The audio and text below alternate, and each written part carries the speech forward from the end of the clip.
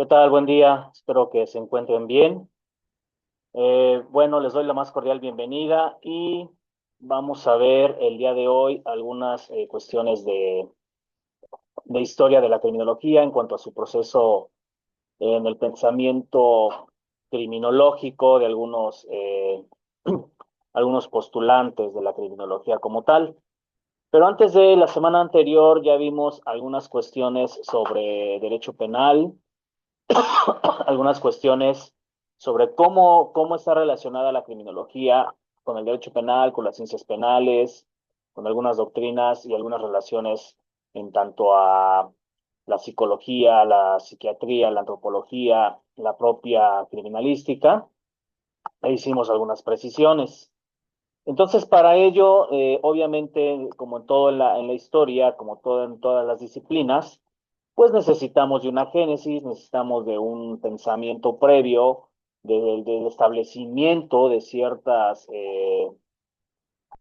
corrientes que centran las bases de lo que hoy conocemos como criminología aplicada, criminología científica, y sobre todo en el aspecto penitenciario, en el aspecto evolutivo de la propia criminología, ¿verdad?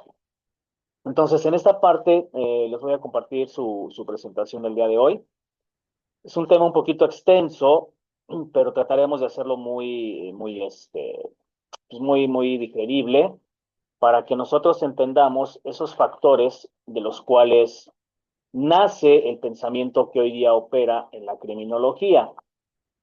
Pudiera ser que algunos postulados ya estén un tanto obsoletos, ya están un tanto, pues no tanto abrogados, pero sí derogados de la manera de pensar, ¿no?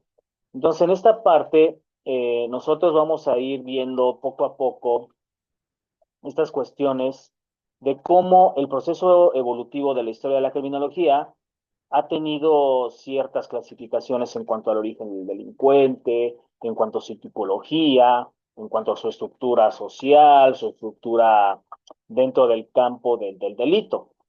Para ello, bueno, entendemos que el factor de la investigación criminal pues preocupa al carácter científico y sobre todo necesitamos no nada más de esos objetivos normativos, sino también de las cuestiones que dieron origen a esa preocupación científica y desde luego a cómo está operando hoy día nuestro tema de la investigación criminal.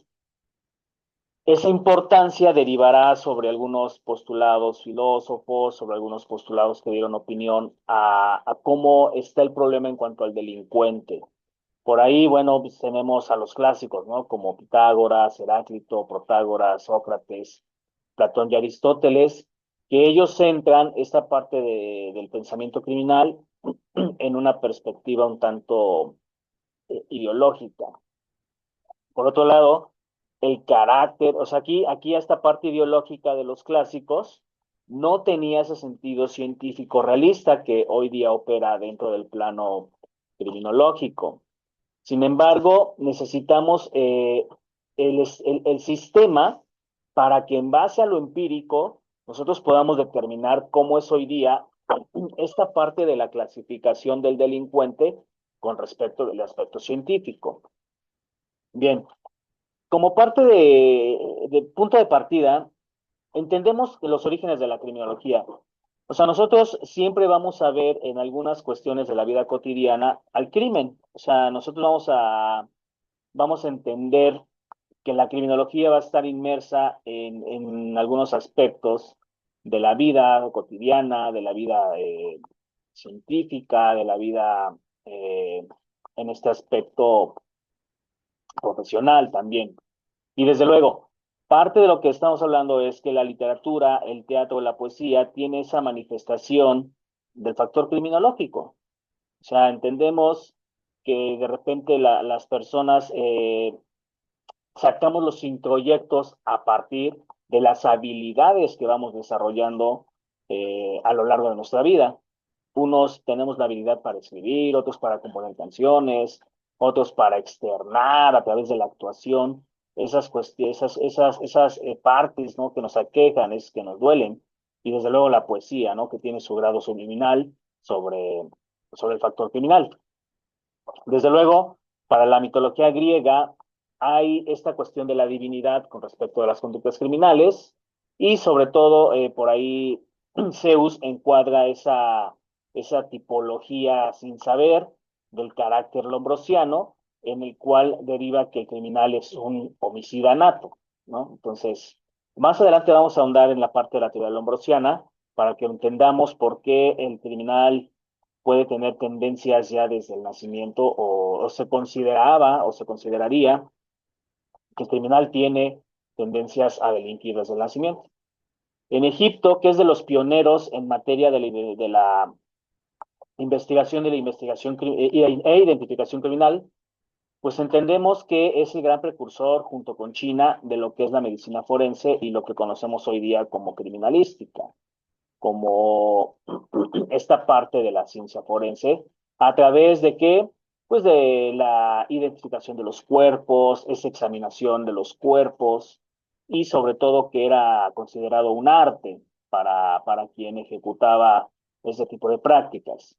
Entonces, en esta parte se va a imponer ya como medida represora del delito la pena proporcional con respecto de las ideas preventivas del delito que van a aparecer después del siglo VI antes de Cristo. Ahora bien, para Platón él se adelanta un tanto a varios siglos a las teorías del ambiente, ¿no? Del ambiente en donde crece el delincuente. Y sostiene que el crimen es producto del medio ambiente en donde el delincuente se hace, en donde el delincuente crece, en donde el delincuente se mueve, que puede derivar y son dos elementos importantes, ¿no? La pobreza y la miseria, en donde él eh, entiende que son agentes que van a provocar condiciones favorables para el delito. Hoy día, en el siglo XXI, entendemos que pudieran ser también estos factores los detonantes para que una persona cometa delitos, ¿no? Sin embargo, hoy día no tanto existirá ese estado famélico o ese estado de necesidad por el delinquir, sino se han vuelto conductas todavía más dolosas y más violentas. Para Aristóteles, hay un establecimiento relacional entre el cuerpo y las facultades mentales. O sea, Aristóteles era un tipo 100% fisonomista, coincide con los elementos provocadores de Platón, pero va a sostener que las conductas más graves van a venir de lo superfluo, van a venir de esas cuestiones materiales, en donde quizá yo pueda obtener por la fuerza lo que otros poseen. ¿Sí? Incluso hoy día, ciertas condiciones del crimen y cuanto a la investigación criminal, nos habla sobre esa personalidad diagnóstica de la criminogénesis. Y en esa cuestión vamos a entender esos factores, no nada más endógenos y exógenos de la criminología, sino también esos factores sociales, puesto que la criminología se va a relacionar con esa clasificación, ¿no? Con esa parte de cómo se está moviendo eh, en la actualidad el contexto histórico de la criminología. Para el siglo XIII, Tomás de Aquino en materia criminal sostiene una postura en donde va a defender por un lado la predisposición que pueda tener un delincuente conforme a las cuestiones ambientales, pero también va a postular la idea del libre albedrío. Es decir, en esta parte que el libre albedrío es esa manifestación autónoma de la voluntad que tenemos todos los seres humanos para entender el poder de decisiones que tenemos. O sea, por ejemplo, si yo necesito en un momento dado establecer mi patrón de cómo estoy ubicado en la sociedad, el libre albedrío me va a decir si soy libre o de decidir si quiero ser honrado, si quiero ser buena persona, si quiero entender que esta parte de los delitos me va a traer consecuencias jurídicas, si puedo determinar el bien actuar de mi persona con respecto de mis ciudadanos. Entonces, esta parte de Tomás de Aquino no está del todo desasertiva porque él entiende que la libertad de una persona le permite tomar decisiones autónomas a través del elemento volitivo. Y esto para cuestiones del derecho penal es muy importante porque recordemos que la conducta, como uno de los elementos positivos del delito, entiende ese elemento por el cual una persona está dispuesta a delinquir, está dispuesta a transgredir la ley incluso, ¿no? Ya con un grado de conciencia establecido. Ahora bien, para la criminología desde hace siglos establece una relación entre el crimen y la sociedad. En esta parte el crimen siempre va a existir, lo hablábamos la semana anterior, con esta parte del derecho penal, ¿no? De cuál es la génesis del derecho penal. O sea, delitos toda la vida va a haber. El problema radica en que cómo se están castigando, cómo se están punibilizando y sobre todo cómo se están previniendo esos delitos. Por lo tanto, estudios criminológicos en el siglo XV coinciden en el florecimiento de la medicina legal, que son elementos para esclarecer de la mano de la criminología las causas fácticas de un crimen. En unidades adelante vamos a entender esa relación de la criminalística como ciencia fáctica con respecto de la ciencia teórica de la criminología y cuál es esa relación para esclarecer de manera más puntual y más tangible a los delitos. ¿De acuerdo? Autores como Tomás Moro hablan sobre un pensamiento utópico, pero van a derivar en esas cuestiones junto con César Beccaria sobre el representante de la filosofía política. O sea, César Beccaria establece ciertos lineamientos que ahorita vamos a ver en cuanto a la criminología, ¿no? En cuanto a esa tipología tanto del delito como de las penas y las sanciones que deben operar para una persona que ha delinquido. Desde luego, los ilustradores franceses como Voltaire, Rousseau, Montesquieu, que fueron contractualistas, van a entender a la vida del ser humano como una parte de un contrato que hay que cumplir y sobre todo como parte garantista del orden social. Y desde luego la ciencia penitenciaria de la mano de Howard y Bentham, que ellos van a dar vista a cómo están operando las cárceles con respecto de los delitos y de un sistema sancionador y castigador de los propios. Ellos aportan eh, fundamentalmente sus pensamientos a la criminología y no es hasta el siglo XIX que se va a consolidar esa parte de una ciencia autónoma. O sea, viene la aparición de la escuela positiva con Lombroso, Enrico Ferri, Garófalo.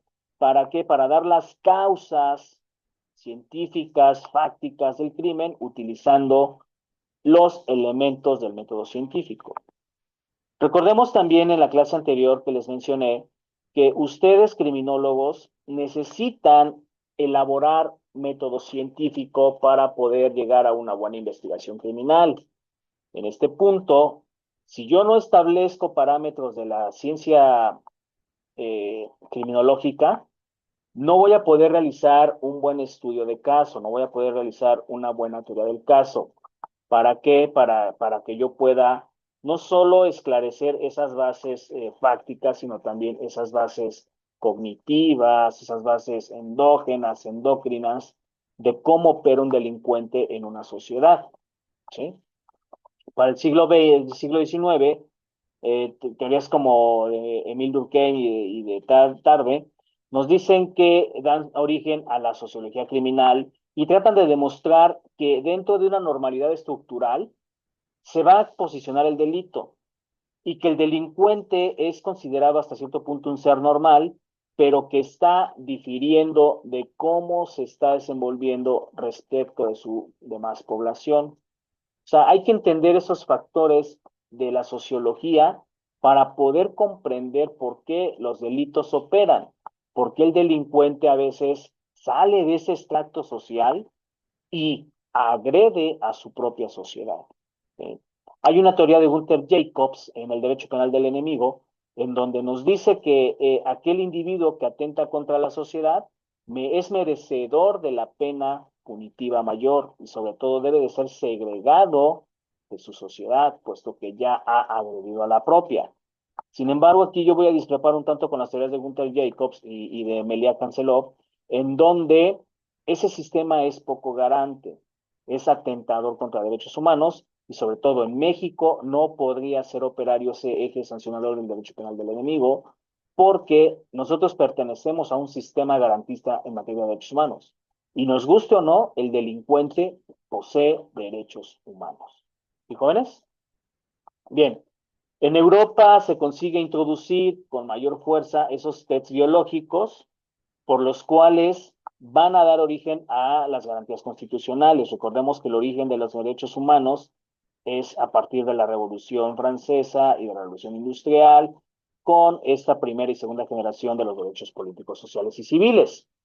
Pero en Estados Unidos hay una completa identidad con la criminología y la sociología, por lo tanto, se va a dar un escaso aspecto importante a las cuestiones biológicas.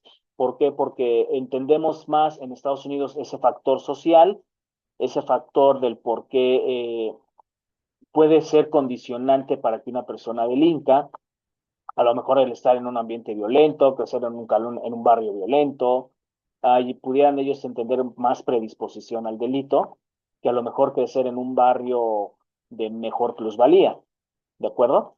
Más allá de las explicaciones biológicas que muchas veces los expertos forenses determinan para que se hayan cometido delitos, algún desorden químico en los neurotransmisores o algunas cuestiones de tumores cerebrales que pudieran desencadenar este factor delincuencial.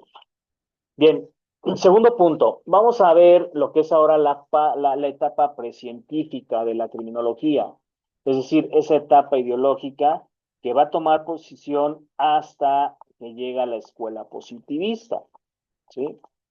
Es un pensamiento utópico en donde su máximo representante es Tomás Moro y él fundamenta su pensamiento a partir de la labor que hacen entre el siglo XV y el siglo XVI, estructurando una tesis de conectividad entre el crimen y la estructura de la sociedad. Para Tomás Moro, el crimen va a responder a una serie de factores, es decir, esa parte del aspecto económico en donde va a destacar mayormente la pobreza y sobre todo va a ser una crítica abierta a lo que es la dureza y disproporción de los castigos, ¿sí? Aboga por una labor un tanto más preventiva por parte del Estado, ¿para qué? Para que no se cometan conductas dolosas y sobre todo, él piensa que los poderes públicos deben establecer medios necesarios para la satisfacción de la vida de los hombres. Es decir, que a través de las sanciones penales, el delincuente a través de un trabajo en favor de la víctima será como una forma de compensar el daño hecho, ¿no? Si lo traducimos hoy día, siglo XXI, entendemos que en el catálogo de delitos, en la descripción del legal de algunas conductas, aplica la pena de sanción más una reparación del daño de carácter pecuniario. Aquí, si lo trazamos con Tomás Moro, estamos en esta parte de que no son tan severas las sanciones, pero tampoco son tan desproporcionadas. Y sobre todo, ¿hay una labor preventiva por parte del Estado? Sí, pero hay que entender que hay una reparación del daño para esas víctimas o esos ofendidos que fueron hasta cierto punto recaídos en una conducta dolosa. Para Tomás Moro es importante establecer los factores económicos, políticos, sobre todo porque la pobreza puede ser una condicional muy contundente de por qué la gente llega a robar, ¿no? O por qué llega a asesinar en ciertas cuestiones. Para esta parte aparece la fisionomía, en donde va a centrar su idea en la personalidad del hombre respecto de su mente y las emociones. Recordemos que a veces los seres humanos entendemos que tenemos rasgos de personalidad o bien ya la personalidad. Los rasgos de personalidad se van a dar en personas menores de edad, en personas de 17, 16 años para abajo, porque cognitivamente todavía no pueden definir cuál es la verdadera personalidad. No así un adulto, ya a partir de los 21 años que ha alcanzado su proceso cognitivo en completa ejecución, sobre la cual va a reflejar sus emociones a través de los rasgos faciales y las expresiones corporales. ¿Sí, jóvenes? Por eso es importante que ustedes como criminólogos empiecen a elaborar teoría del etiquetamiento. Vean en su sociedad, vean con su familia, con sus vecinos, en la calle, cómo se comporta la gente de repente ante la frustración, ante una condición de choque, de conflicto, o ante esos problemas cotidianos que les pudieran aquejar a ellos, ¿de acuerdo? ¿Cómo están expresando su molestia, su ira, su alegría, su felicidad? Es muy importante entender esos factores. Ahora, la fisionomía da importancia en el siglo XVI de la mano de Della Porta, un escritor italiano, y sobre todo, dado los antecedentes fisionomistas, se van a utilizar en el ámbito judicial para entender esta parte de la teoría del etiquetamiento. El impulsor de la fisionomía es Lavater en su obra Art Diconore les Homs in Physiognomy en 1820, y ahí va a realizar una descripción de la maldad natural que poseemos todos los hombres. O sea, es un tanto hasta cierto punto estigmatizante, ¿no? Que consideremos que hombres y mujeres somos malos desde los rasgos fisionomistas. O sea, todos podemos tener un grado de agresión, pero ya un grado de violencia o un grado de maldad, híjole, estamos hablando ya de cuestiones un tanto mayores, ¿no? Por lo tanto, va a sostener que todo aquello que acontece al alma, es decir, al self, lo va a manifestar el rostro. Y sobre todo la belleza o fealdad que demuestra la cara de un ser humano tendrá esa justa recompensa entre si es bondadoso o es maldoso. Y sobre todo la cuestión del espíritu. O sea, si nosotros vemos por la calle a una persona mal encarada, a una persona con un ceño ya un tanto agresivo o violento, pues a lo mejor lo vamos a evitar o vamos a tratar de evitarlo. Eso es teoría del etiquetamiento. Y hasta cierto punto se puede entender como una forma de criminalizar a los seres humanos, ¿no? Y a lo mejor le tenemos más miedo. Sin embargo, hay que entender que no siempre la cara va a demostrar o va a denostar lo que realmente estamos sintiendo por dentro. Recordemos que los grandes psicópatas son personas muy tranquilas, son personas que te demuestran un grado de serenidad, un grado incluso hasta de dulzura en el rostro, y no va a pasar nada, ¿no? O sea, no va a pasar gran cosa, o tú pudieras pensar que no va a pasar gran cosa. Y sin embargo, son los que están tipificados y clasificados conforme al sistema criminal como los más peligrosos y los más violentos. ¿De acuerdo? Desde luego que hay que establecer una correlación entre determinadas cualidades del ser humano, los órganos internos y las partes del cuerpo. O sea, por eso la criminología se apoya de los factores endocrinos y exógenos. Endocrinos es esta parte de cómo están operando mis glándulas suprarrenales, mi hipófisis, mi hipotálamo, los lóbulos del cerebro, y esta parte exógena, cómo está proyectando el cuerpo a través de las glándulas sudoríparas, a través del sistema sanguíneo, esa cuestión del factor criminal. Por lo tanto, la fisionomía sí es una aportación para estos pensadores útil, pero peligrosa. ¿Por qué? Porque no podemos entender estos grados de cualidad a través de los rasgos fisónomos, pero no es un determinante para ver si una persona es criminal o no. Por eso hay que tener mucho cuidado cómo estamos ejecutando y sobre todo a la hora de elaborar peritajes, tenemos que entender esas cuestiones de cómo estamos elaborando los mismos. ¿De acuerdo? Desde luego, para este autor, el punto de enlace entre la fisionomía y la frenología, es decir, la cranología, desarrollada en el siglo XIX, parten de la idea que la cabeza es la parte más noble del cuerpo. Gall en 1810 establece este punto. Sin embargo, las funciones del cerebro, él traza un mapa dividiendo el mismo en 38 regiones, sobre las cuales van las facultades anímicas del individuo, y trazará a su vez 27 organizaciones cerebrales, cuyo creencia es haber encontrado un instinto homicida. No, no se necesitará nada más para entender esas cuestiones del cráneo y del cerebro para ser determinantes de si una persona es homicida. Porque a lo mejor, repito, todo mundo tenemos ese grado de agresión, pero si no sabemos controlar la agresión, vamos a llegar a un grado de violencia. y a lo mejor sin ser delincuentes en potencia, podemos ejecutar conductas violentas y sobre todo imprudenciales, jóvenes. ¿A partir de qué? De los impulsos. Por eso el derecho penal considera algo que se llama la vis mayor y la vis absoluta, en donde condiciones y agentes exteriores a la funcionabilidad del cuerpo pueden desencadenar en detonantes para que una persona cometa un delito. Una persona que es sonámbula, una persona que está bajo los influjos de alguna droga, bajo los influjos de somníferos, de antidepresivos, benzodiazepinas, puede ser más tendiente a cometer un homicidio imprudencialmente hablando que una persona que a lo mejor le faltó una falta de pericia a la hora de estar, no sé, se me ocurre conduciendo un vehículo. Sostiene que el crimen se da debido a un desarrollo parcial y poco compensado del cerebro, o sea, una hiperfunción y que va a determinar sentimientos. ¿De acuerdo? Tercer punto, vamos a entender a la filosofía política de la Ilustración. Aquí van a dar el surgimiento de las postulaciones de César Beccaria, Manuel Lardizábal y la lucha contra el absolutismo en la cuestión de la monarquía.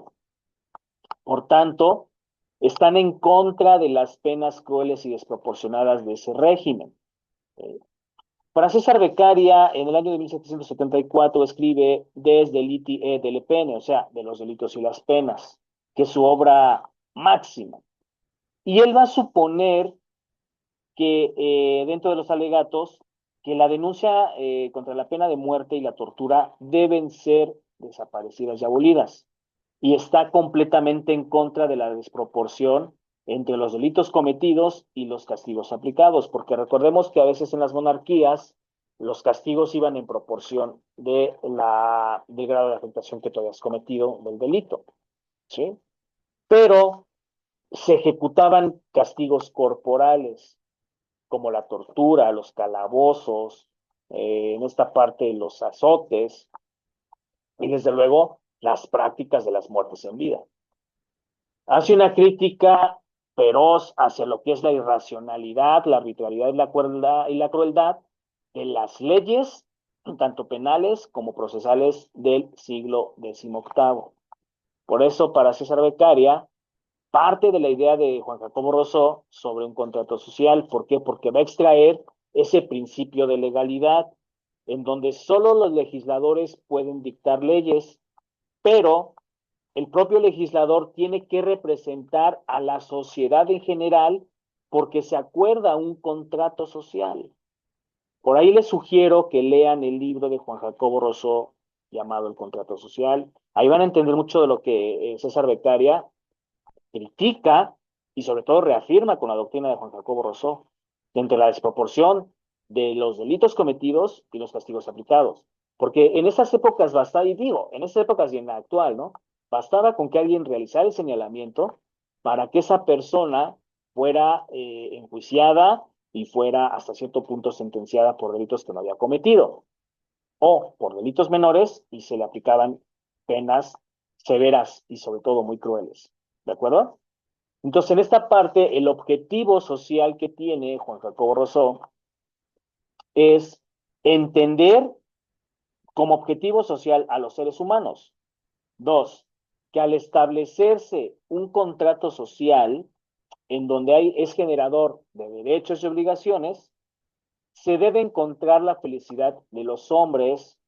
¿Para qué? Para ser una tendencia a evitar delitos y sobre todo a castigar esos delitos.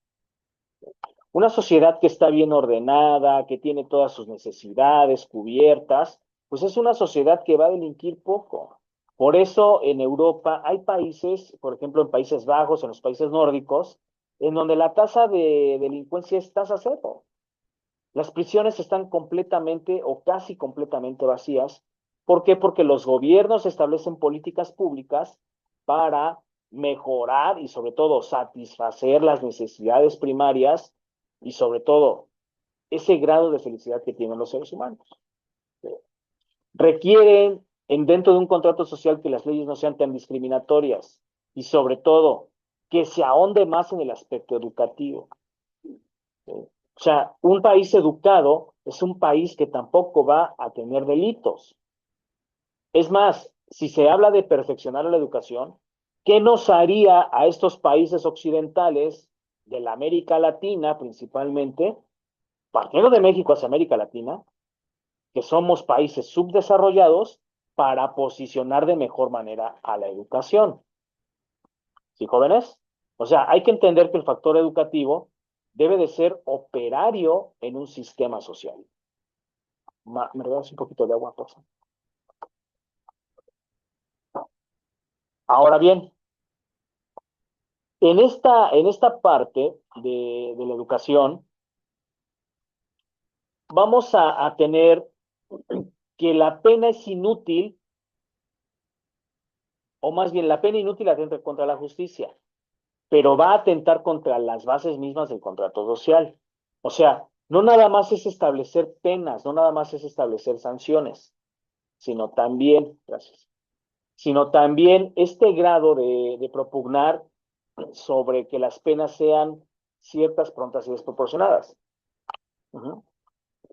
O sea, las penas no deben de atentar contra las bases mismas del contrato social, porque si bien el delincuente ha atentado contra su sistema, es merecedor de justicia social, sí, desde luego, porque tiene que, digo, no se trata de que vivas como rey en la cárcel, pero finalmente en condiciones humanas, en condiciones humanitarias, y sobre todo que las penas sean más eficaces que las penas duras y crueles, ¿sí?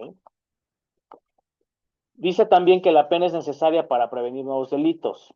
Se entiende que en un sistema penitenciario, en un sistema penal, en un derecho positivo, en un derecho sustantivo, la pena servirá para escarmentarle a los demás seres humanos que si tú delinques, vas a ser acreedor y generador de esas sanciones. Sin embargo, el fin de las penas no es atormentar ni afligir a quien ya ha cometido un delito, sino más bien es impedir que lo voy a trazar aquí en palabras de derechos humanos en México, que la persona privada de su libertad pueda ser causante de nuevos delitos. Sobre todo, muchas veces nos preguntamos, o se pregunta la gente en general, ¿por qué hoy día nuestro sistema judicial opera de manera hasta cierto punto ineficiente? ¿Sí? Porque los delincuentes entran y salen como Pedro por su casa por los sistemas penitenciarios. Sin embargo, no hemos entendido el factor del por qué ellos vuelven a reincidir, ¿sí? Y eso lo voy a explicar cuando lleguemos a otras cuestiones más adelante de la criminología. Cuando hablemos un poquito más de, a ver, déjenme ver en qué unidad lo podríamos abordar. Precisamente en política criminal y en victimología. Ahí les voy a explicar más a fondo por qué a veces el delincuente tiene esta parte de no temor a volver a caer en prisión. ¿De acuerdo? Bien, este pensador propone que las leyes sean claras y simples. Es decir, nosotros en México tenemos un código penal que es claro y es simple. O sea, los tipos penales pudieran ser a lo mejor muy literales en cuanto a lo que la letra dicen, pero la forma en que el Ministerio Público a veces encuadra los delitos no corresponde a esa clarificación y a esa simplicidad de la ley. Segundo criterio, que hay un predominio y libertad de la razón sobre el oscurantismo. Por supuesto, la ley tiene que ser clara. La libertad de decisión de los seres humanos tiene que ser clara. Y sobre todo, de la mano del tercer punto, que el funcionamiento sea ejemplar por parte de la justicia, libre de corrupción. Recordemos que a veces la gente que está en prisión es la gente que menos tiene dinero y la gente a la que se le han fabricado delitos. Esto es muy serio para el factor criminológico, porque ni la ley es clara y no es simple, porque no hay un predominio de la libertad y la razón sobre el obscurantismo, y sobre todo la justicia no está siendo ejemplar. 4, que haya recompensas para el ciudadano honrado, pues esas ya las hay per se. ¿Por qué?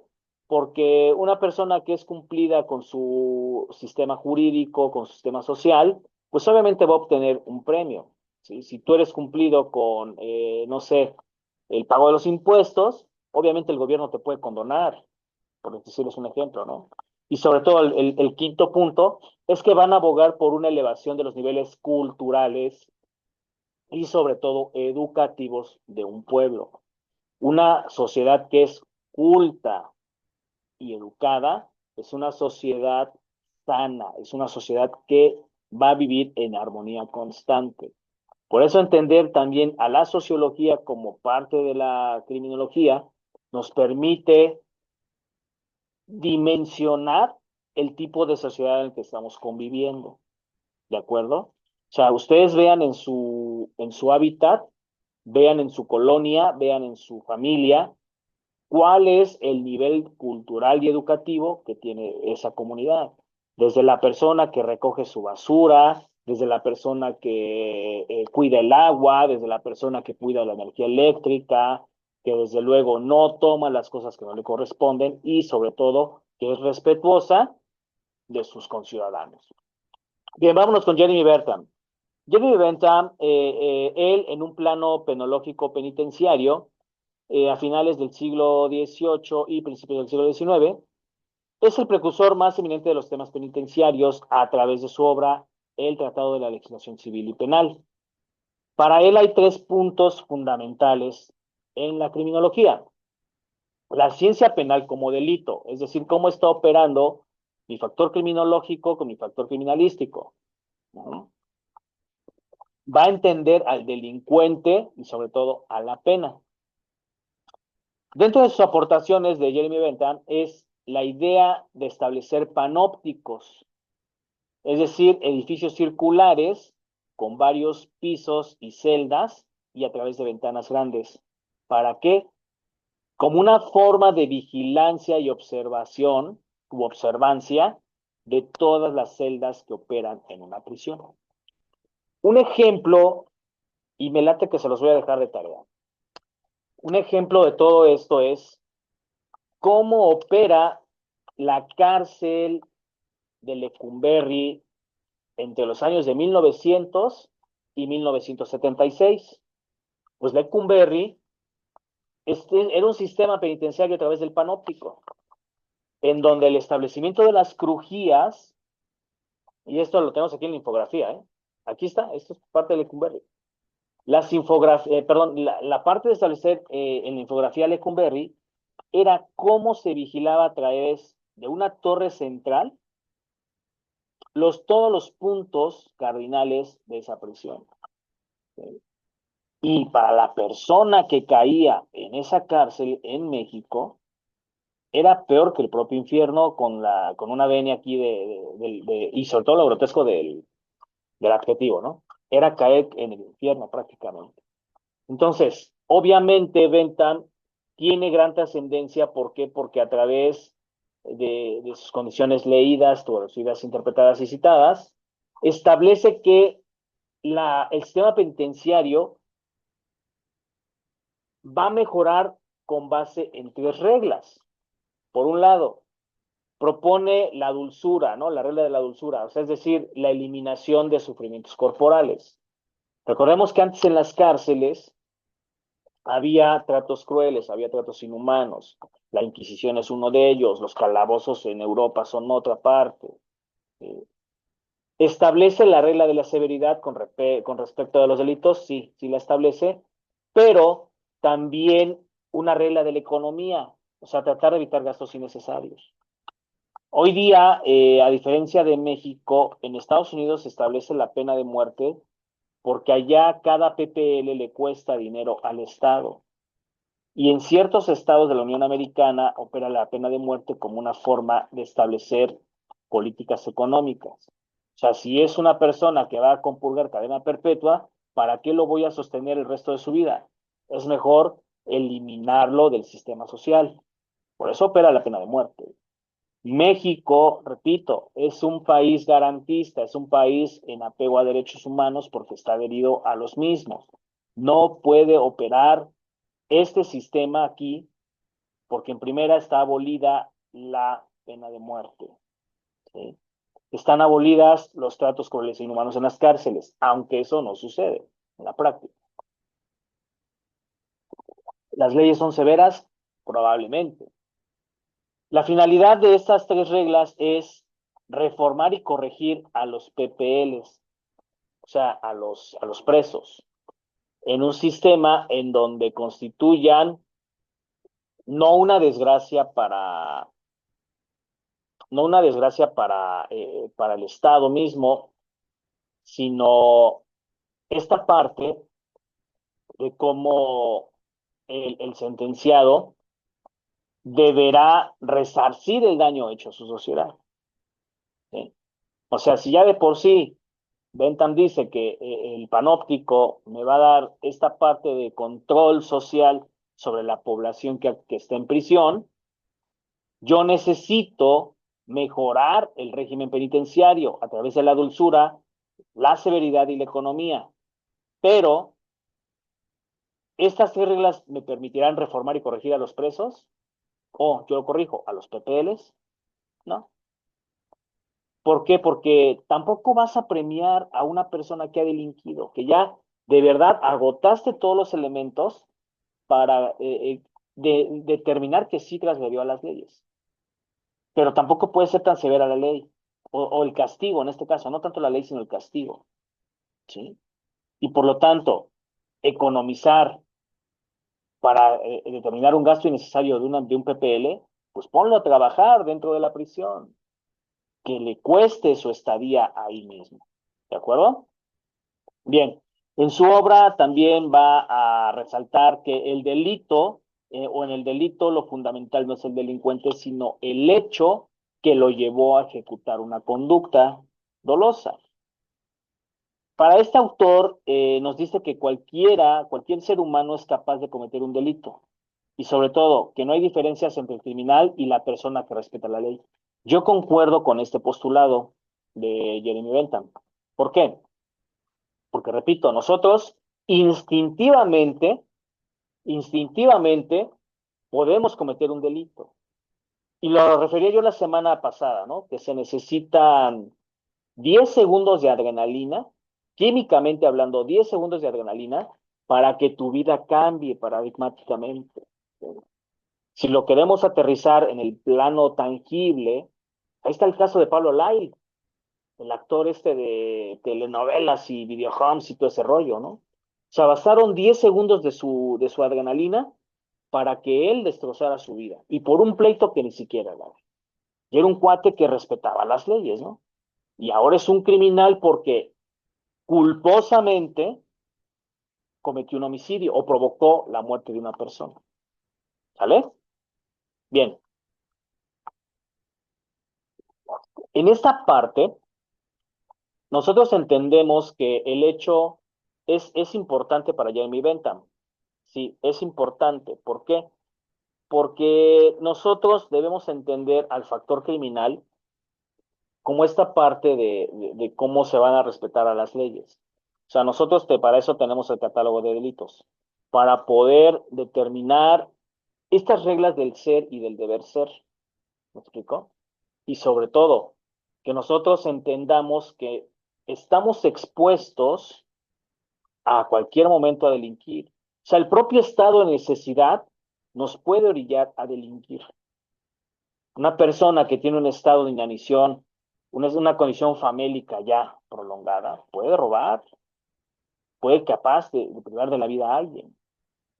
O un estado de necesidad en donde puedo ver comprometida la vida misma. O sea, no voy a ser como tal un criminal para el sistema, pero ya estoy transgrediendo parte de la ley. ¿Estamos de acuerdo? Ahora, en esta cuestión viene John Howard. Y John Howard en el siglo XVIII comienza la ciencia penitenciaria como parte de una reforma al sistema. En su obra El estado de las prisiones en Inglaterra y Gales, él pretende buscar los males de los delincuentes y subsanarlos, por lo cual emplea reformas al sistema penitenciario. Aboga sí por un aislamiento del PPL de carácter dulcificado, pero a través de la necesidad del trabajo en la prisión. O sea, que no se esté castigando arbitrariamente a los delincuentes, sino más bien que con base en el trabajo, la moral y la religión se establezcan estos parámetros de despersonalización. pero que a través de la buena higiene y la adecuada alimentación en un sistema penitenciario, va a haber una mejor condición de vida para ellos y probablemente no vuelvan a delinquir.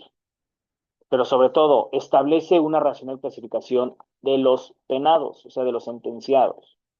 No vas a meter a violadores con primodelincuentes. Y hoy día en México es todo lo contrario. O sea, hay una revolución en cuanto a la clasificación de los PPLs. ¿Sí? Están mezclados como se pueda y donde caigan. Esto sería materia de investigación, a ver cómo están clasificados los PPLs. ¿Sí? Desde luego, al nacer una corriente penitenciaria como eje revolucionador, entiende que las prisiones, mientras más humanas sean, van a tener mejor control social y sobre todo se van a reformar mejor los sentenciados. El gran mérito que él atrae sobre esta parte de sus postulados es que el delincuente es olvidado dentro de la prisión. Y sobre todo, con Howard, el delincuente va a cobrar la importancia que se merece, porque hay que entender y hay que estudiar al delincuente para saber cuáles son esas carencias que le llevaron a cometer delitos. Pero sobre todo, es muy latente hoy día que personas privadas de su libertad sean abandonadas por la familia. ¿Sí? Ahí hay un documental en Netflix que se llama Duda Razonable sobre tres personas que fueron encarceladas injustamente y que a la postre, por los gastos que generaba irlos a visitar, los gastos propios de estar en la prisión, las familias los abandonan. Si los centramos en mujeres privadas de su libertad, olvídense, las mujeres todavía duplican el grado de abandono por parte de la familia, ¿eh? Y eso es muy serio. Bien, Charles Lewis de Secondat, o sea, el varón de Montesquieu o simplemente Montesquieu. Montesquieu habla del espíritu de las leyes y va a establecer que la división correcta de las leyes en materia criminal abogará por la desaparición de la tortura y sobre todo va a establecer mejores políticas preventivas para el delito. Para Montesquieu, que también fue un gran contractualista de la mano de Rousseau y de Thomas Hobbes, establece que las leyes tienen que evitar el delito y sobre todo las propias leyes tienen que proteger a todos los seres humanos, a todos los individuos en una sociedad. ¿Sí? O sea, Montesquieu entiende esta parte de cómo un buen sistema jurídico, partiendo del contrato social de Rousseau, va a establecer mejores políticas preventivas para que en primera no se cometan delitos y en segundo plano, si ya los cometió, bueno, siga operando ese sistema legal en materia de que se desaparezcan las torturas hacia los PPLs. Y sobre todo, la prevención del delito que hoy, en pleno siglo XXI, estamos batallando, es importante para que no se cometan más delitos todavía. ¿Sí? François-Marie Arrot Voltaire, o simplemente Voltaire, él parte del principio de la legalidad y, sobre todo, se va a mostrar en contra de detenciones arbitrarias, habla de una supresión de la tortura, va a abolir el procedimiento secreto, es decir, el procedimiento secreto tiene que dar origen a un presupuesto y a un principio dentro de los principios del derecho penal, del proceso penal acusatorio, de publicidad. ¿Sí? Es decir, que los procesos tienen que ser públicos y sobre todo la adecuación de la sanción penal con el delito cometido. Él va a restringir un tanto el árbitro judicial y va a establecer en una unidad de legislación al sistema judicial para que sea este quien condene por penas, más bien, en una época en donde los jueces condenaban por penas graves un hecho insignificante y no debía de haber sido así. Por eso para Voltaire es importante restringir el árbitro judicial y posicionar mejor a los jueces. ¿Por qué? Porque él dentro de su frase que los jueces han de ser esclavos de la ley, más no sus árbitros, pone a sometimiento a los jueces al amparo de la ley. y que sobre todo justifiquen, funden y motiven sus sentencias, sus fallos, que expliquen el contenido de la sentencia. Hoy día, en este sistema garantista de derechos humanos, las sentencias tienen que ser claras, tienen que ser ¿cómo les diré? Muy tangibles. Y sobre todo, hay sentencias de lectura rápida que están dirigidas para personas que no han estudiado derecho o que no han estudiado algún tipo de instrucción académica o dirigidas hacia niños. En donde los razonamientos del juez son explicados en palabras simples, llanas, sin tanto tecnicismo. Vámonos con Juan Jacobo Rousseau, que desde mi perspectiva es de los mejores contextualistas de esa época. Él escribe una obra que se llama El Contrato Social de 1762 y parte del principio de que todos los hombres y mujeres somos buenos por nacimiento, por esencia, y que entiende que la sociedad es quien va a pervertir al hombre y que cada hombre va a realizar sus eh, elementos volitivos de la libertad obedeciendo a las leyes. ¿Sí? Para Rousseau, un delincuente va a vulnerar ese pacto social, ese contrato, y sobre todo que el propio delincuente se va a automarginar de una sociedad civil y se le va a contemplar ante la sociedad civil como un rebelde. O sea, hay que entender estos silogismos o estos postulados más bien de Rousseau. Por un lado nos habla que el hombre es bueno por naturaleza, por supuesto, porque todos nacemos siendo buenas personas. Como seres humanos vamos replicando conductas, las vamos imitando. Si de repente los responsables de crianza, papá y mamá, la familia misma, tiene conductas violentas, pues un niño pudiera replicar y sobre todo imitar esas conductas. ¿Sí? Pero hay que ver esta parte del pensamiento de Rousseau. O sea, ¿en verdad todos los hombres somos buenos? Ahí existe una duda razonable. Por lo tanto, dice que la sociedad misma va a pervertir al hombre. Le concedo la razón. ¿Por qué? Porque dependiendo del ambiente donde tú crezcas, es el grado de perversión que tú vas a tener. Y sobre todo, nosotros los seres humanos tenemos la necesidad y la obligación de realizar nuestros actos obedeciendo a las leyes. Pero si yo, ciudadano, vulnero ese pacto, ese contrato social, ¿me voy a automarginar de la sociedad civil? Sí. Y no automarginarme porque yo quiera, sino porque el sistema lo va a aplicar a través de qué? De las penas y sanciones que tiene el Código Penal. Y sobre todo, que la sociedad misma me puede estigmatizar como un rebelde, tal vez pudiera aplicar. Viene Manuel de Lardizábal y Uribe. Él fue de los primeros autores españoles en criticar las leyes penales vigentes en su natal España. Esa crítica va hacia la parte constructiva de proponer modificaciones a las leyes penales y con ello se va a buscar a la justicia. Se opone a ciertos aspectos de la Ilustración francesa, pero está de acuerdo con el principio de legalidad de Voltaire, de Juan Jacobo Rousseau, y sobre todo ese principio de legalidad a una adecuada defensa sobre delitos y penas. ¿Sí?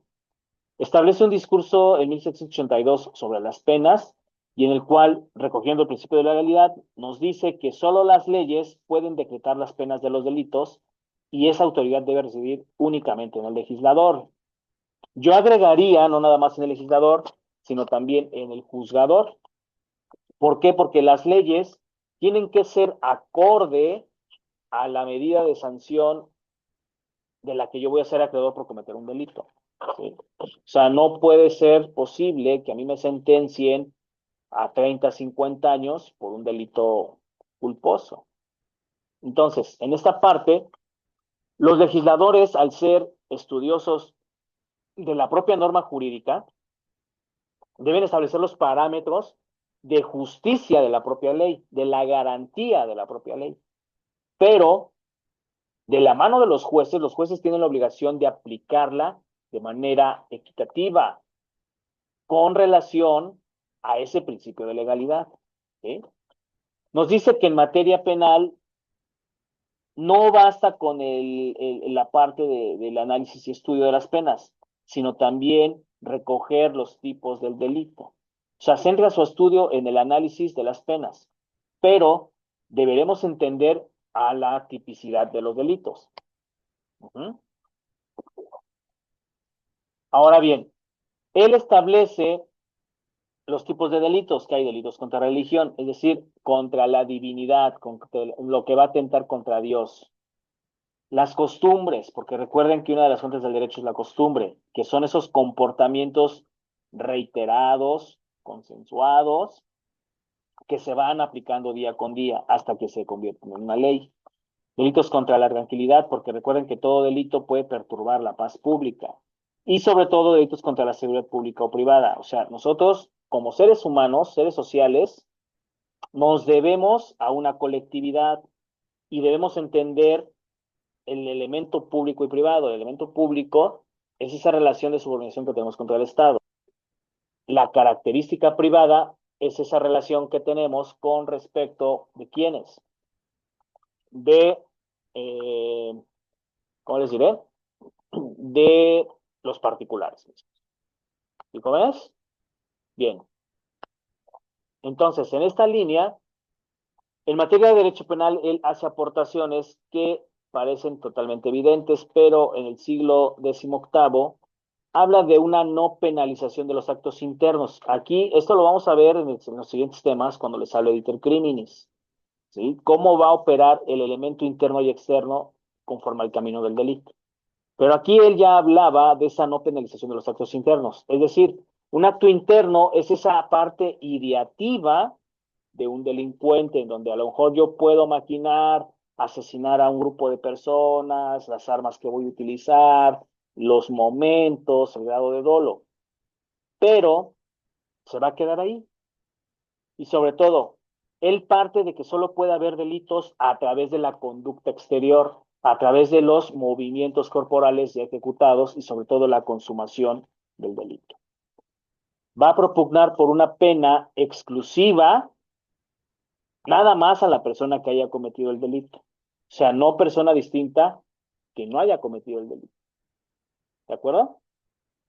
También que para producirse un daño, un delito tiene que producirse un daño o un perjuicio y que se haya causado voluntariamente con malicia o bien involuntariamente o con culpa. Y sobre todo, que faltando estos dos elementos no hay moralidad, es decir, no hay ese elemento volitivo por las cuales las acciones pudieran no haberse cometido. Por lo tanto, habla ya de un principio de imputabilidad, ¿sí? De inimputabilidad, mejor dicho. Ahora, para Lardizábal es confuso porque entiende que por un lado, los fines que persigue las penas es un ejemplo sobre seguridad de los ciudadanos, pero la salud de una república también tiene esa parte. O sea, por un lado, entiende que los fines del ejemplo van a dar auge a cómo van a operar las penas.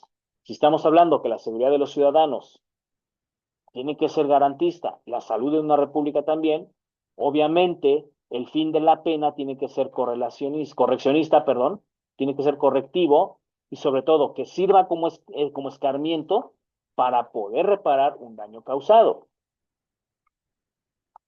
En esta parte va a invitar al legislador a que las penitenciarías no empeoren la condición del delincuente. Y eso es algo muy cierto, ¿eh?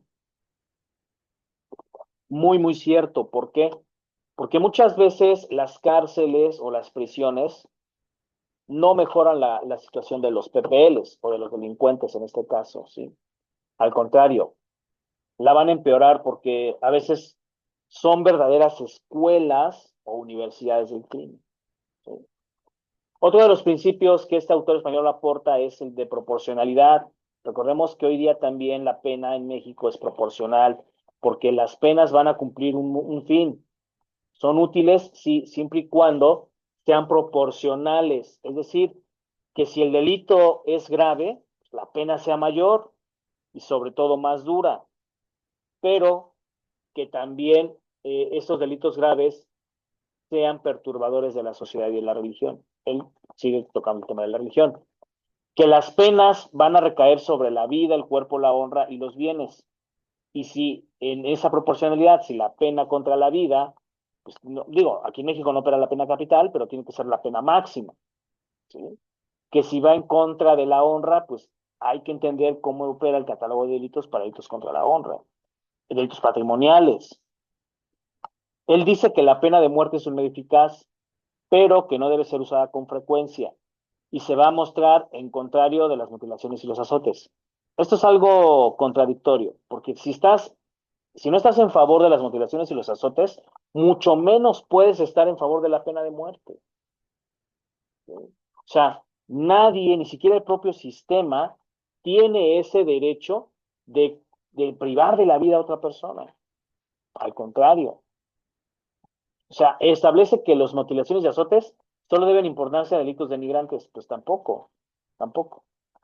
¿De acuerdo? Vámonos a la escuela clásica. La escuela clásica tiene ideas contrarias a la escuela positivista y sobre todo van a defender la idea de un hombre libre, racional e igual ante los demás. Van a defender ese libre albedrío, o sea, ese elemento autónomo de la voluntad. Y van a entender que el hombre es capaz de decidir y de autodeterminarse, que no está sujeto a los deterministas del positivismo, pero tampoco a las fuerzas divinas. Partiendo de esta idea, nos dicen los clásicos que el hombre va a elegir libremente su carrera criminal. Eso sigue operando, pero el objeto de estudio va a prescindir del delincuente y se va a centrar en los hechos que haya cometido ese delincuente. ¿Qué postulados tiene la escuela clásica? Hay una normalidad del delincuente, es decir, no van a existir esos elementos cualitativos entre una persona que es delincuente y una persona que no lo es. ¿Por qué? Porque ya lo referí. Todos somos sujetos de ser delincuentes, ¿vale? Una irracionalidad del crimen, es decir, que para ellos el crimen es un acto irracional e incomprensible, apegado con la libertad y capacidad de decisión que quizá no supo elegir ese camino que más te convenía. Pues yo discrepo un poco, porque nosotros siempre vamos a cometer actos racionales. Es muy, muy, muy, muy, muy raro, muy atípico que una persona no cometa delitos de manera irracional y sobre todo incomprensible. ¿Sí? O sea, una cosa son los impulsos y otra cosa es la racionalidad. Uh-huh. Y sobre todo, esa libertad y esa capacidad de decisión, por supuesto, sí nos da el camino de saber elegir. ¿De acuerdo?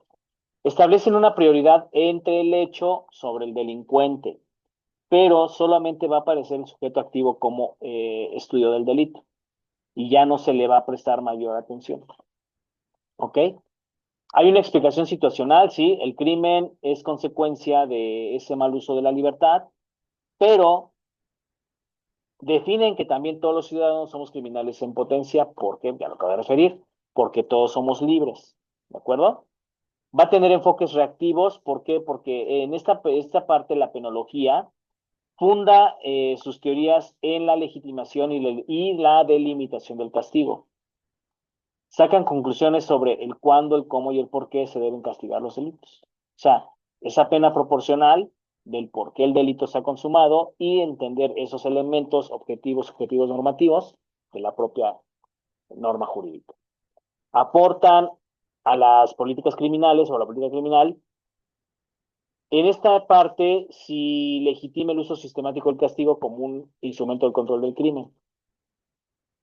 O sea, la escuela clásica sí va a legitimar esa sistematización del castigo como control social del crimen. Uh-huh. Número 5, la escuela moral, perdón, y estadística moral, escuela cartográfica. Aquí, este va a ser un punto de enlace para ocuparse del delincuente, pero también, corrijo. Solamente se va a establecer el punto de enlace entre la escuela clásica y la escuela positivista. No se va a ocupar del delincuente como ser individual, ni mucho menos de las causas del crimen, es decir, el estudio, la etiología del crimen. Para la escuela cartográfica, solamente se va a ocupar del delito como un hecho social, en una magnitud colectiva, en un fenómeno de masas, a través del establecimiento de métodos cuantitativos y su base principal va a ser la estadística. No les va a interesar la personalización del delincuente, sino el medio en que cómo se van a estudiar esas causas del delito, las formas en que está apareciendo ese delito, la frecuencia, esa distribución y el reparto a través del volumen, evolución y dinámica del crimen. ¿Sí? Su máximo exponente es Lambert Adolphe Jacques Quetelet, con sus famosas reglas. Y sobre todo, va a realizar investigaciones sobre diferentes edades, el crimen en diferentes edades, lo que él llama física social. Para Quetelet, la estadística siempre va a referirse a todos los asesinatos que se cometieron en Francia entre 1826 y 1831, en donde establece las siguientes conclusiones. Que el crimen, en primera línea, es un fenómeno social de masas, más no un acontecimiento individual. Híjole, pudiera ser que el crimen es una magnitud de asombroso y regular constancia, pero con una precisión mecánica, es decir, que el crimen va a ser un producto de las leyes sociales, ¿sí? Que la normalidad de un delito hasta cierto punto tiene que establecerse desde el punto de vista estadístico a través de un fenómeno social, que el delito es inevitable, hasta cierto punto necesario y constante, y que se deben comparar con la tasa anual de delitos referente a la de nacimientos y de funciones. Sí, también pudiera ser esa parte. ¿Por qué? Porque eso nos va a establecer lo que llamamos política criminal. ¿Es un método adecuado para la investigación del método estadístico? Desde luego, porque tenemos que establecer esos lineamientos de cuántas veces se ha ejecutado el delito, dónde se ha ejecutado más el delito, con relación en qué entidades federativas está a la par ese delito. ¿Sí? Desde luego, establecerá la relación entre el delito y los factores, como lo que es la parte geográfica, el analfabetismo, la pobreza, el clima, y que a través del clima va a extraer sus leyes térmicas. En primera línea, Quetelet va a observar al delito desde un punto de vista invernal y concluye que hay más delitos contra el patrimonio que en el verano, que hay delitos contra las personas en el invierno, perdón, que los delitos contra las personas suelen cometerse más en verano, quizá por el calor, ¿sí? Que los delitos sexuales tienen una tendencia más en primavera. Ahora, nos dice que también estas leyes no deben de entenderse con influencia de la cosmotelúrica, sino más bien que las leyes térmicas van en proporción del cambio de las estaciones del año. O sea, que la estación del año va a ser el producto del cambio a través del modus vivendi que tiene el hombre. ¿Sí? Vámonos ahora sí, la escuela positiva, que es la escuela más extensa en esta parte del pensamiento criminológico. Aquí se va a encontrar al delito ya aportando elementos de la ciencia, aportando elementos del método científico. ¿Sí? Esta escuela va a centrar su estudio ya en el hecho, el castigo, y va a luchar contra el antiguo régimen, es decir, contra los clásicos. Los positivistas van a centrar, ahora sí, la figura del delincuente y con objeto de proteger en su momento al nuevo orden de la burguesía industrial. Para la escuela positiva, se va a producir un efecto de subordinación con respecto a los fenómenos sociales a las inflexibles, inmutables leyes de la naturaleza. O sea, va a operar más la característica social que la ciencia natural. Y van a observar esta parte de lo social como pilar de estudio. ¿Sí? Para ellos, la pena tiene que ser un conservador del orden social. O sea, aquí opera lo mismo que en la escuela clásica, ¿no? O sea, la pena siempre tiene que ser un método de control social. ¿Mediante qué? Mediante el castigo. Y a través del castigo se va a proteger ese orden social. Pero que una vez cumplido esa función del castigo, tiene que haber una prevención especial y sobre todo enfocada a la figura del delincuente. Para ellos van a entenderse ya los fenómenos, las tipologías delincuenciales, las clasificaciones delincuentes, los tipos y las características más comunes de estos. Desde luego los positivistas van a defender la desigualdad de los hombres. ¿Por qué? Porque entienden que un criminal puede responder anomalías hereditarias, orgánicas y psíquicas. Van a rechazar la idea de libre albedrío. Ajá. Con estas teorías, ahora sí, para los positivistas el derecho penal ocupará el segundo plano y van a cuestionar su utilidad en cuanto a las decisiones judiciales y regulación de los delitos. Yo discrepo un tanto de la escuela positivista. ¿Por qué? Porque el derecho penal no puede pasar al segundo plano. O sea, el derecho penal se va a apoyar de la criminología para entender esa cuestión de cómo se ha ejecutado un crimen. ¿Sí? Uno de los máximos exponentes de la escuela positivista es Ezequiel Marco Lombroso. ¿Sí? Él fue un médico antropólogo y sobre todo inicia teorías sobre la criminalidad y establece el patrón del hombre delincuente. Para él, dentro de su clasificación, entiende que el delincuente es nato.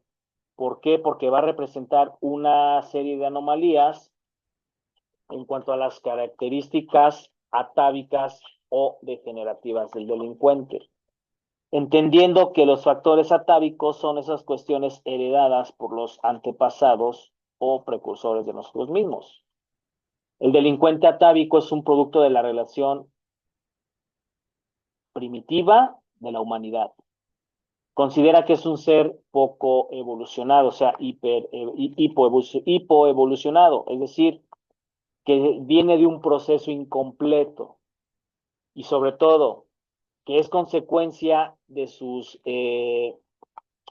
genes, de su herencia. Va a encontrar explicación su teoría cuando aparecen las ideas de Charles Darwin. En 1872 descubre que a través del estudio craneal y de las fosetas establece estigmas sobre regresión de cuestiones vertebrados inferiores. Entiende con estos descubrimientos que todo aquello va a justificar su teoría a través de la regresión de épocas primitivas. De esas características psíquicas y físicas que el delincuente nato tendrá. Puede ser porque hay algunas cuestiones en donde la genética establece el tipo de patrón con el que va a crecer una persona, ¿no? Pero yo más bien lo apegaría a esas conductas sociales, o sea, no tanto a las conductas ancestrales o genéticas. O sea, cualquier persona puede romper su historia y su paradigma familiar, lo que llamamos las cadenas familiares, ¿no? Y que a través de las constelaciones tú vas a encontrar ese punto en el cual debes romper con el patrón. ¿Sí? Para César Lombroso, la fuerza divisa, el gran desarrollo de los pómulos, la gran ilosidad, orejas en formas de asa, insensibilidad del dolor, insensibilidad al color, frecuente enoncismo, mayor robustez de los hombros izquierdos, insensibilidad afectiva y la falta de remordimientos son patrones por los cuales un delincuente puede ser potencialmente peligroso. Para él también el cinismo, la vanidad, la crueldad, el afán vengativo, los impulsos, la piromanía, la tendencia a sostener relaciones sexuales tumultuarias, el uso del argot y los tatuajes obscenos son condicionantes de que un delincuente sea considerado nato y sobre todo potencialmente peligroso.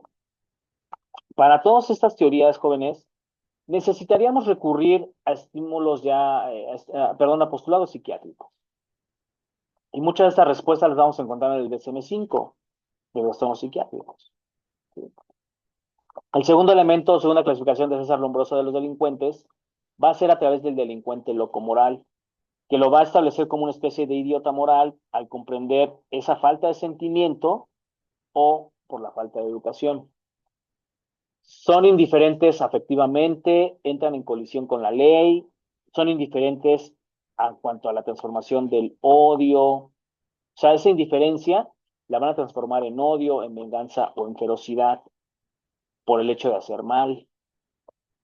Se van a destacar por ser corpulentos, por ser astutos, por ser precoces a temprana edad, en la parte sexual, porque son perversos afectivamente, porque tienen una naturaleza inteligentemente intacta. ¿Por qué? Porque suelen ser delincuentes desde la pubertad. ¿Sí? El delincuente epiléptico es un ser violento y agresivo y sobre todo van a cometer delitos muy graves sin la experimentación del remordimiento. Aquí estaríamos hablando de sociópatas o psicópatas, ¿de acuerdo? El delincuente loco lo clasifica cuando menos en 3 puntos. El delincuente loco alineado, que son los considerados enfermos mentales, que no son como tal responsables de sus actos y carecen de capacidad de razonamiento. Aquí podríamos ubicar a los esquizofrénicos, por ejemplo. ¿Sí? Esos delincuentes locos alcohólicos, los que bajo los influjos del alcohol cometen delitos, aunque también pudiéramos ubicar aquí a los adictos. Mucho de la gente que está en los centros de reinserción social comete delitos bajo los influjos de drogas y cuando ya salen de ese shock adictivo, pues no se explican cómo están en prisión. Obviamente el delincuente loco histérico que es mitómano y sobre todo tiene una inclinación natural al erotismo. O sea, son muy enamoradizos, ¿vale? El delincuente ocasional que solamente no es que busque la ocasión para el delito, sino se siente atraído por el delito, por razones insignificantes. Aquí pudiéramos ubicar a los cleptómanos, o sea, no es que se sientan atraídos por la ocasión de robar, pero les causa placer el robar. Los delincuentes pasionales, ¿no? Son aquellos que no tienen ninguna característica de tendencia al delito, pero la dolencia que ellos les aqueja será una condición por alguna pasión. Los asesinos sentimentales, por ejemplo. Si no eres mío o mía, no eres de nada. Y lo vimos apenas ahora con estas chicas menores de edad, ¿no? Que influencers, que una de ellas apuñaló a la pareja de su expareja y no sé qué rollos más, ¿no? O sea, hay que entender esos factores.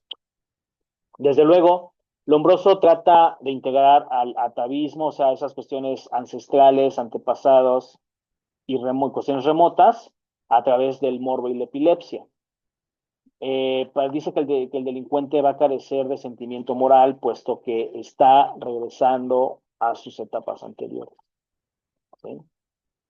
Va a ser una falta de evolución en los epilépticos, la causa de explicación del crimen de carácter interno. Y no, porque no nada más los epilépticos delinquen, o sea, también, repito, también los esquizofrénicos. Yo escuché que alguien me dijo que tenía que asesinar a, no sé, 10, 20 personas. Escribe una obra llamada La mujer delincuente. Aquí César Lombroso va a ubicar a la mujer como parte potencial de los delitos y que van a representar grandes diferencias con respecto a los hombres, ¿no? O sea, equipar a las mujeres con los niños, pero establece que si el delincuente es nato como un niño, va a reaccionar en forma infantil y sobre todo no, hace notoriedad cruel sobre la mujer que se asemeja al delincuente. Establece un paralelismo entre las prostitutas y los elementos atávicos del delincuente, es decir, que la prostituta dentro del delito va a entenderse por qué, porque entre las prostitutas los delincuentes que más ejercen delitos en contra de ellas son natos y sobre todo encontrarán esa falta de sentido maternal. Uh-huh. Por eso la prostituta genuinamente representa para la criminalidad esa falta de sentido maternal, por el hecho de vender su cuerpo, por así decirlo, ¿no? Lombroso también hace influencia a los elementos ambientales y sociales y va a citar en numerosas ocasiones a las reglas de Quetelet.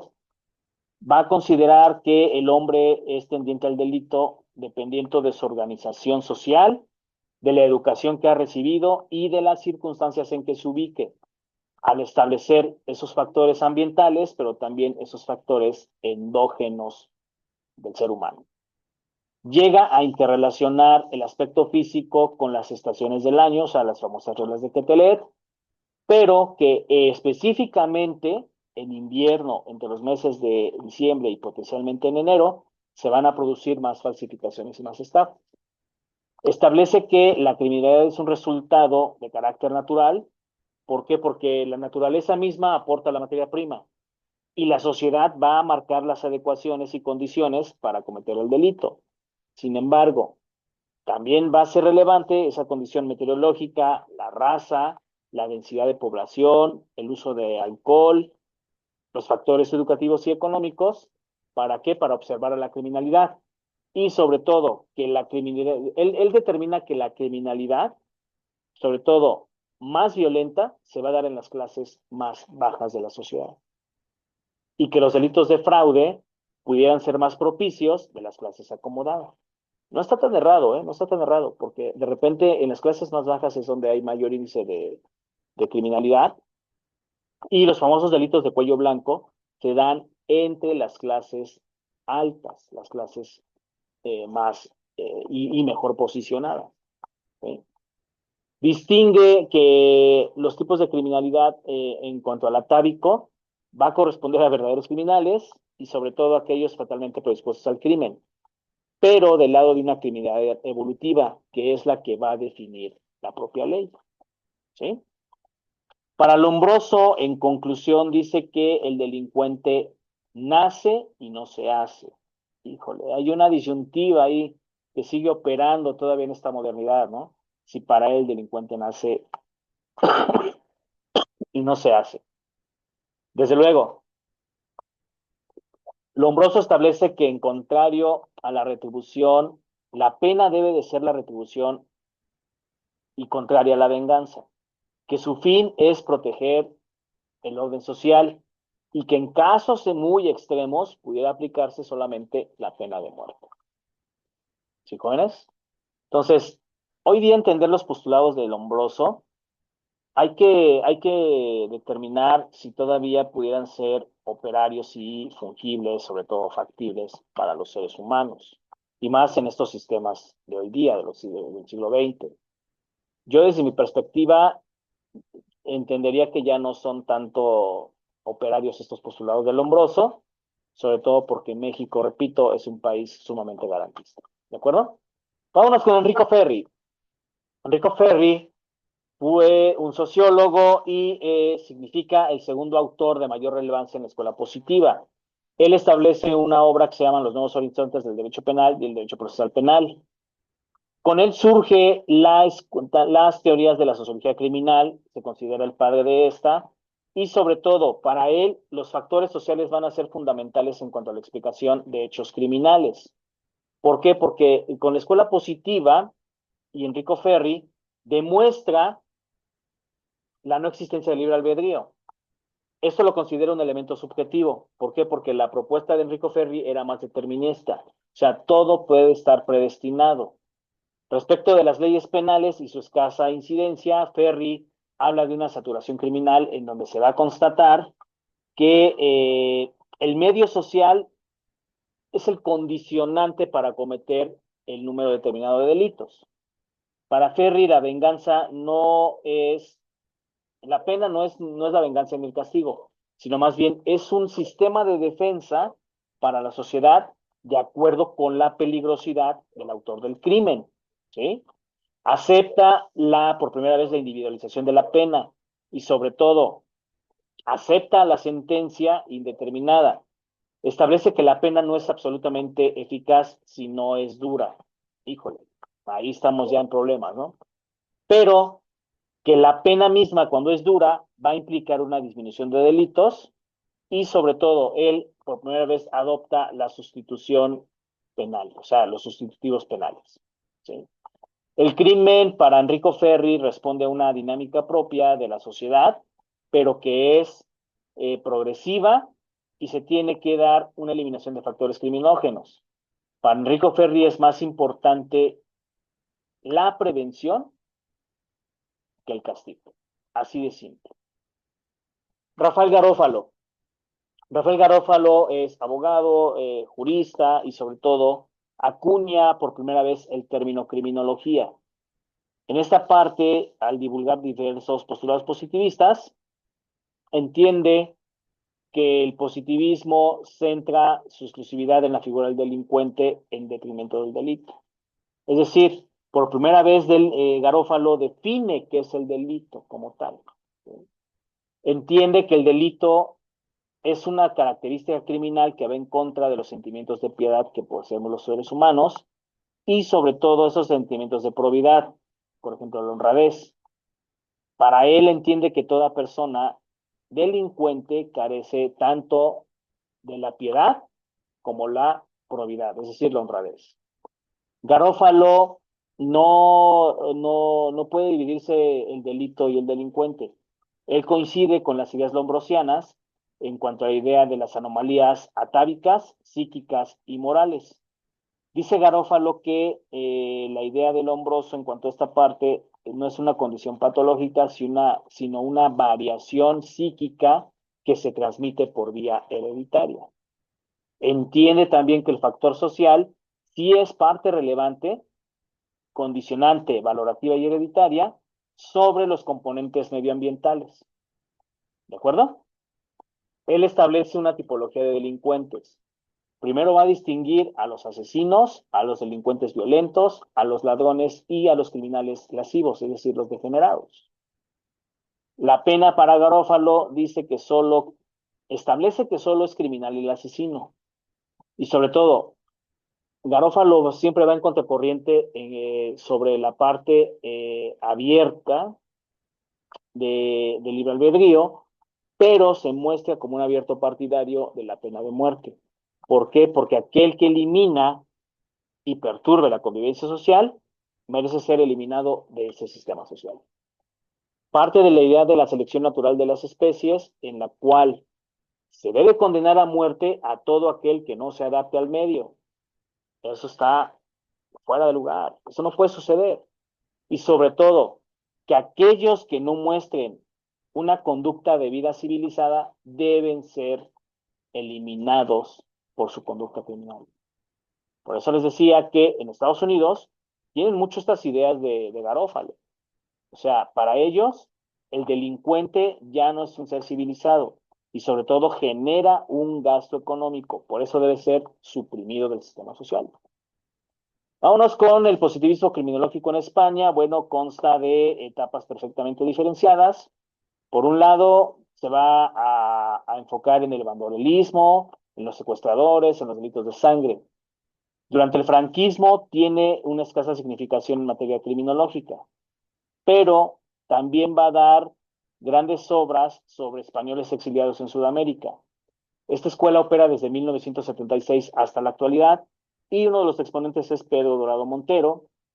Él rechaza que el derecho penal sea represivo, va a abogar por tesis correccionistas y sobre todo va a entender al delincuente por un lado, al castigo entendido como eje corrector y una resocialización dirigida hacia el delincuente. Entiende también que para proceder a un análisis de personalidad del delincuente se debe personalizar ese delito, pero también ya con una atención psicológica. ¿Por qué es importante estudiar psicología para la criminología? Porque aquí vamos a entender esos factores biopsicosociales del delincuente y sobre todo, qué causas motivaron al individuo para modificar su conducta antisocial. Nos dice también este autor español que no hay que atribuirle al delincuente lo que merece, sino más bien lo que necesita y sobre todo la gravedad para ellos pasa a segundo plano, sino más bien lo fundamental en el tipo del delito es establecer elementos pedagógicos que le permitan a ese delincuente vivir en sociedad. Para Dorado Montero parte de un principio de que el delincuente es un ser hasta cierto punto desvalido que necesita de la protección, que la pena no es el medio adecuado para encauzar su conducta futura y sobre todo la importancia de las medidas de tutela y de protección. Hasta cierto punto tiene razón Dorado Montero, ¿por qué? Porque a veces el sistema penitenciario no es la manera adecuada de reinsertar a los delincuentes a su propia sociedad. O sea, Dorado Montero tiene esta parte humanista hasta cierto punto, porque ya mezclar con visiones de psicología para entender esa conducta desviada del delincuente determinará cuáles son esas carencias por las cuales él tiene. ¿Sí? Para Dorado Montero, el derecho penal tiene que convertirse de represivo en preventivo. y de punible en correccional. Debe ser determinante que la sentencia indeterminada, o sea, no debe de establecerse cadena perpetua, ni mucho menos sentencias tan prolongados. Ajá. Montero no pretende hacer criminología, sino que se haga pedagogía correlacional, ¿sí? Y sobre todo, correccional, perdón, pedagogía correccional. Sobre todo, que los criminales, al estar necesitados de protección, lo que necesitan son reivindicadores. Pero esto es muy utópico, esto no sucede, ¿de acuerdo? Rafael Salillas utilizará los métodos sociológicos y psicológicos para dar explicación, ahora sí, a la etiología científica de la criminalidad y va a aparecer como defensor y partidario de la prevención. Él destaca la idea del atavismo y degeneración del hombroso, por un lado, pero recarga la idea también del entorno social del delincuente y que puede ser el factor raíz por el cual una persona moldea la figura para convertirse en delincuente. La raíz primaria para este autor serán las disfunciones físicas en medio de lo social. ¿Sí? Constancio Bernardo de Quirós en 1898 establece a través de las nuevas teorías de la criminalidad esta evolución histórica de la criminología, pero a través de las obras del bandolerismo andaluz, estudia los bajos fondos y la prostitución, de acuerdo a las cosmovisiones antropológicas y sociológicas del crimen. Desde luego, vamos allá a dar cierre a la clase del día de hoy con el positivismo criminológico y la lucha de escuelas. Estas escuelas causan polémica y surgen diversas corrientes criminológicas en Italia, Francia y Alemania. Sus autores consideran que no se trata de escuelas, sino de direcciones, corrientes y nuevos movimientos, pero no han llegado a considerarse como escuelas.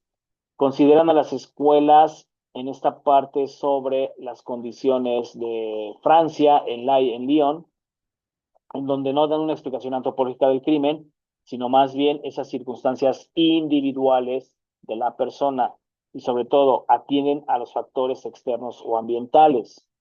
El máximo representante es la Casagne en cuanto a los que las sociedades tienen a los criminales que se merecen. Pudiera ser, ¿no? También, ahí cuidado. Y sobre todo, para ellos el criminal es visto como un microbio o un virus que encuentra cultivo y germina para reproducirse, ¿no?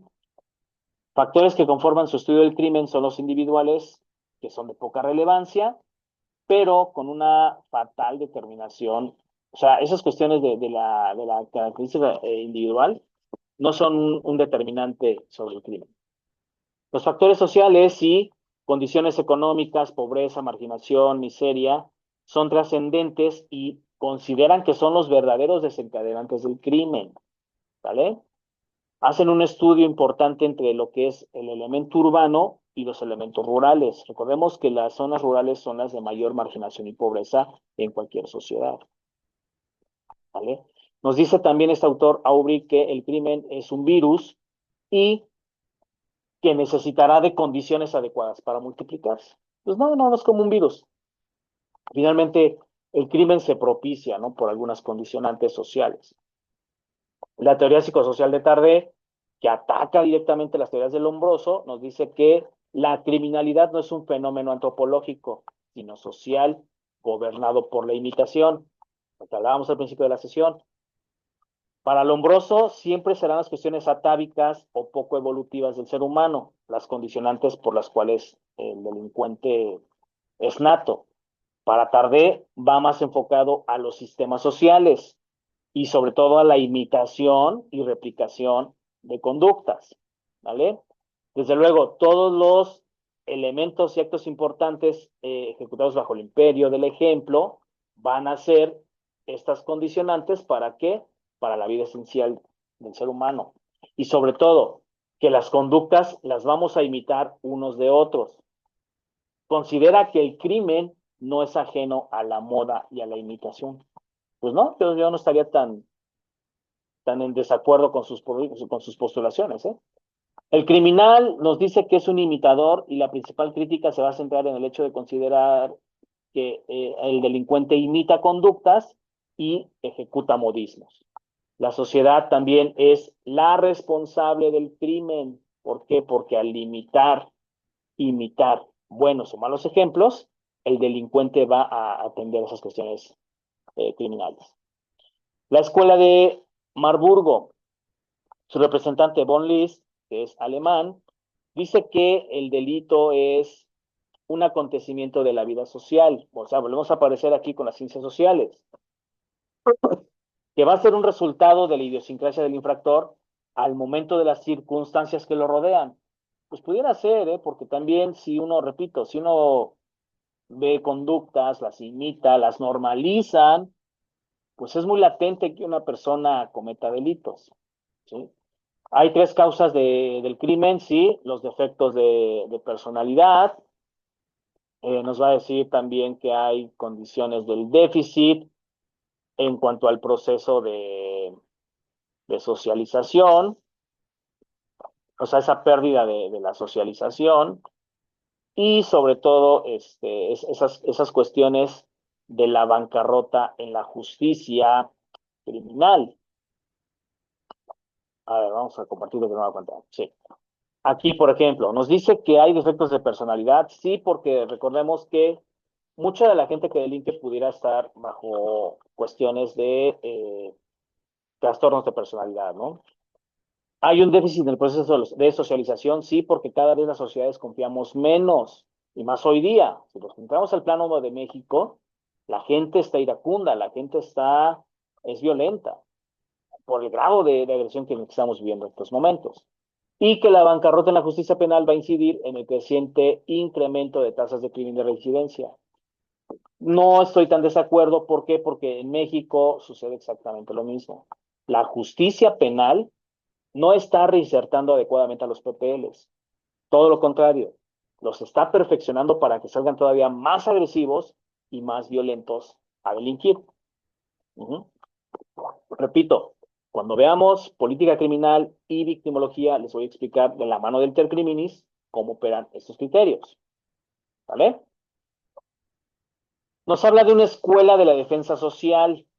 Nacida en Francia, considera que el crimen tiene que ser posicionado como una lucha y sobre todo que esa lucha se recaiga principalmente en la sociedad. O sea, la defensa social radicará en las medidas preventivas, en las políticas criminales que la sociedad implemente con el Estado mismo. ¿Sí? O sea, la principal tarea de la sociedad es que prevenir el delito. Que el derecho penal tiene que proteger a la sociedad, por supuesto, porque para eso hay un catálogo de delitos. Y que la ley penal tiene que establecer los mecanismos preventivos para el establecimiento de la armonía social, del control social. Ellos tratan de evitar conceptos de pena, voluntad y sobre todo pretenden investigar cuáles son las medidas que sean socialmente responsables para el derecho penal y que el derecho penal desde un elemento social y humanista cumpla con la función de proteger a la sociedad no solo de una comunidad nacional, sino de un plano internacional. Esta doctrina aparece de la defensa social como una consecuencia de la Segunda Guerra Mundial y sobre todo va a defender y tiene mayor importancia sobre la personalidad del autor. Es una lucha hasta cierto punto con grado de realidad, con instrumentos ya de carácter jurídico y una nueva actitud hacia el delincuente. O sea, defienden a la política criminal como sistema humanitario para que no nada más se castigue, sino también se resocialice a los delincuentes. O sea, lo que llamamos una buena rectoría de reinserción social. Por eso les decía, desde que nos conocimos, el derecho penal no está segregado de la criminología ni de la criminalística, al contrario, todo lo contrario. O sea, significar un nuevo derecho penal lo debemos de entender ya desde un punto de vista más social, menos punitivo y sobre todo más humanista. ¿De acuerdo?